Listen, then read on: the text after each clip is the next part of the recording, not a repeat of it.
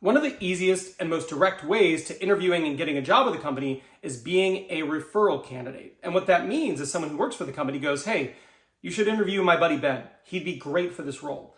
That sets you up for success in a way that few other things actually can when it comes to interviewing. But how do you maximize the benefit of being a referral candidate? Well, in today's video, we're going to cover just that. Let's go. Now, the reality is referral candidates actually account for about 30% of the hires that happen in America. That's a huge thing. For every 3 positions that are open, one of them is filled by a referral candidate. That is massive. It's a huge shortcut to getting hired by a company. And I can tell you from firsthand experience, I've been in recruitment for 15 years, and I've worked as a corporate recruiter, I've worked as an agency recruiter, I've worked in operations, strategy, leadership, etc.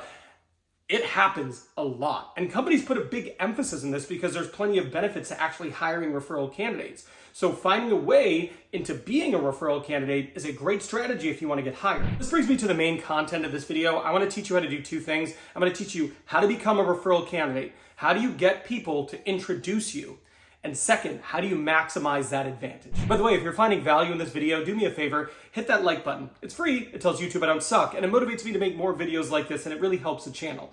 And if you're already willing to do that, hit that subscribe button and the notification bell. That way you never miss one of my 3 free weekly videos that are all designed to help you nail your next interview, maximize your career, land your dream job. Now, the best advice I can give you if you ever want to be a referral candidate is just build great relationships with the people you work with, right? Be a good teammate. Be someone who is pleasant to work with.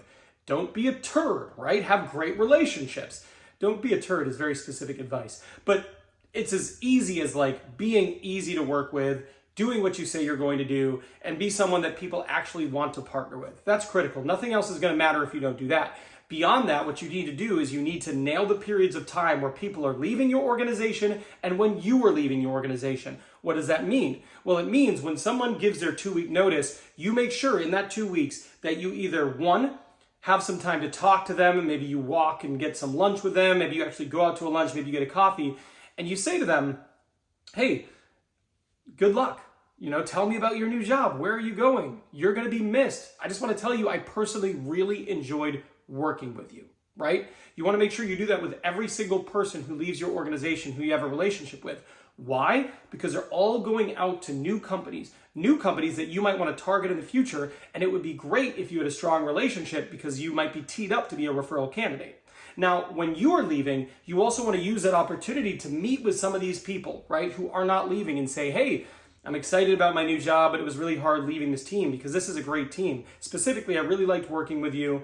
If you ever have any questions, if you ever need anything, or if you ever need someone to be a referral, if you ever need someone to be a reference, I would be happy to be a reference for you.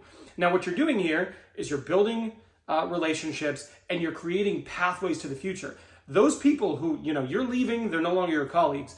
They're not going to stay at that company forever. They're going to go other places, and it behooves you to have great relationships with them.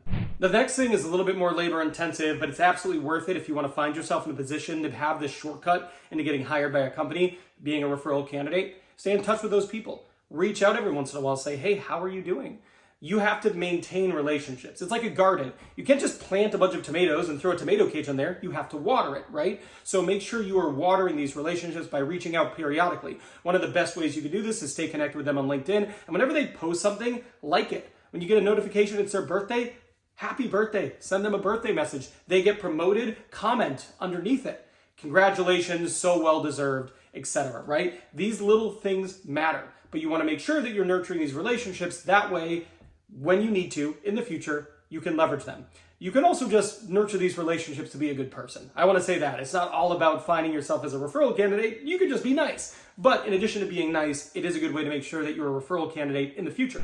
Let's transition into maximizing these relationships and finding yourself as a referral candidate. So one of the things you want to do is you see a job posted at a company and you have a connection there. This is someone hopefully you have some sort of relationship with. Hopefully it's someone you've been following these steps. Reach out to them on LinkedIn or their cell phone or whatever communication medium you have connected with them and say, hey, I noticed that your company has posted a position. I was reading the job description. It seems kind of interesting. I'd love to talk with you for a minute just to get your experience on working at this company. There it is. What you're saying is you're not asking them, refer me in. What you're doing is saying, I'd like to have a conversation with you to learn about how it is to work at this company. Really easy ask. They should be willing to do that. Most of the time they will. Now, after you have that conversation with them, they tell you, oh, it's great working here. You go, wow, that's really good.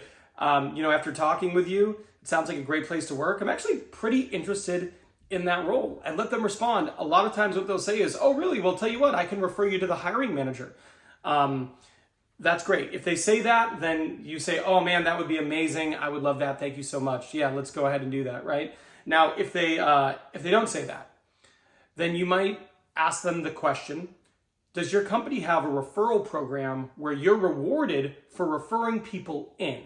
Because I think I might have interest in applying, and I certainly would want you to get credit if I was to get hired, right? Most companies have a referral program in which someone gets hired, they get like a couple $1,000s. Like that is a thing. And if a person knows you are interested and qualified in applying, and they know they stand to benefit, they're more likely to refer you. So then go ahead and they'll go, oh, well, we do have one. I should refer you in. Let me go ahead and do this, and then you can apply, right? And then go through the process. Now, once you have an interview scheduled, this is when I would reach out to this person again, and this is where you maximize the benefit of being a referral candidate and say, hey, just want to thank you so much. I have an interview coming up, and I appreciate you taking the time to connect with me, and recommending me to your organization. Then send them another message and say, I wanted to connect with you real fast. I just had a few questions about your organization and the interview process.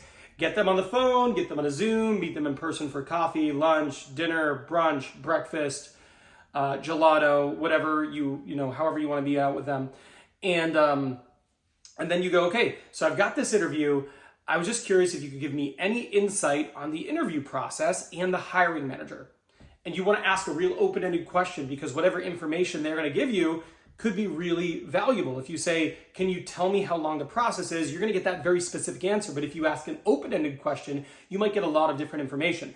The next thing you want to do, depending on what they say, is you go, do you have any advice for me when it comes to having a good interview with this hiring manager? And you want to get their perspective. You want to do all that. That's what you want to do. And for me, it's just one of those things. I'd always rather have more information than less information, and getting this particular inside information could be very valuable. They might say, oh, well, one of the things that our company really focuses on is blank. And then knowing that information, you can emphasize that information in your interview that's something you are particularly skilled at, right? There's many ways you can leverage the information you can get from an employee inside the organization if they are willing to share it. And by having the secondary meeting with them, it's a great way to get that information. And the last thing you want to do to maximize the benefit of being a referral candidate is, if you have interviewed, it's already gone through, you can ask them, hey, have you heard anything? How long is your interview process? At that point, they just become a great source of information for you, where you can ask questions and become another person who can reach out to if the process stalls. But doing all these things really does put you in position to be a great candidate. Now, another thing that makes you a great candidate is when you ask great questions to the hiring manager. You're going to get to the end, you're going to meet with the hiring manager, you want to blow them away at the very end of the interview by asking them great questions. So I made this video here. This video here is specifically great questions you can ask to the hiring manager that'll help you stand out as a great potential employee. So I am done here. I'll see you over there.